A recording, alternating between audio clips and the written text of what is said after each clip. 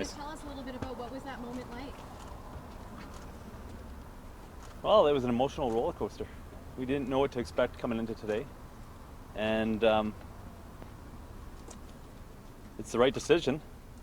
And it's shocking because it's been 7 years of our life fighting this, and so it's become a part of our identity. And it's just a beautiful thought that we can move on with our lives, mourn the loss of Ezekiel appropriately, and see where life takes us from there. What was it like hearing the judge say what the cause of death was?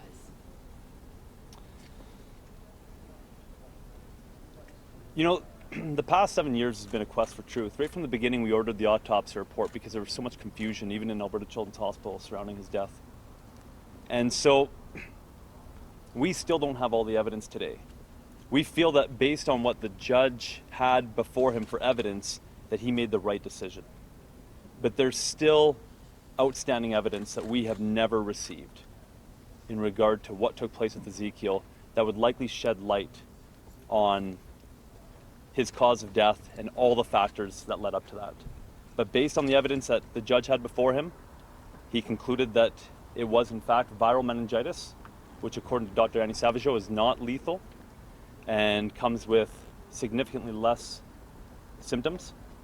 And based on all the evidence that he had before him, he concluded appropriately in our opinions. Is this over now, do you think? I sure hope that this is over. I mean, 7 years has been long enough, but only time will tell. Are you concerned that the Crown might appeal further? It's a reality given the history of this case that there's a possibility that they may appeal, but I can't tell you that. You've been really vocal through this process talking about misadventures with Alberta Health Services. Are you planning on proceeding with legal action there?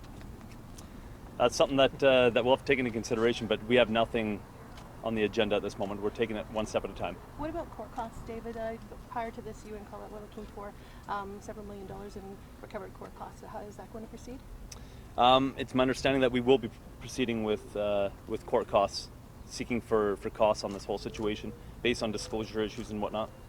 How much up in the air was it for you when you came to court today? How much was it up in the air in regard to what we thought the decision was going to be? What the decision was going to be? We were pretty confident that it was going to be this decision, but you just never know. So, you still have a little bit of that, stirring within the gut as to, are we going to have to continue on the fight? And I'm glad to say that it's likely that we won't have to continue on the fight, at least in the same degree that we've had to for the past 7 years. David, what is, you on Facebook in the last few weeks, you've talked about what this means for parents, the outcome of this.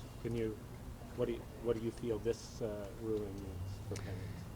Well, this is a precedent-setting case where we were the first of, it was the first of its kind where they were applying failure to provide necessaries of life to parents that weren't negligent.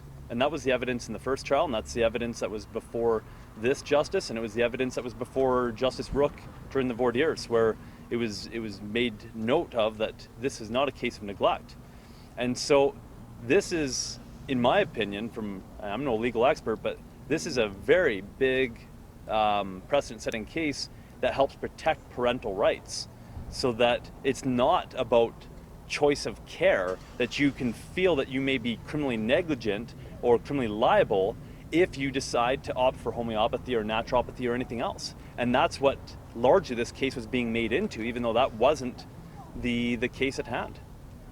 Talking a bit about Colette, obviously very emotional when the judge read out his decision. How's Colette doing in all of this? Colette's doing really good right now. It's been, obviously, as a mother, it was the hardest for her because she is the primary caregiver of our 4 other children. And the very thought process that she may be removed from that role and that her children, their care would be left up in the air, that's extremely heart-wrenching on a father, but especially on a mother. And so Colette is doing extremely well right now. Does this renew your faith in the justice system? This has been a significant turnaround in regard to the justice system, or our experience with the justice system over the past 6 years. because we were getting bulldozed over and over and over up until June of this year. And so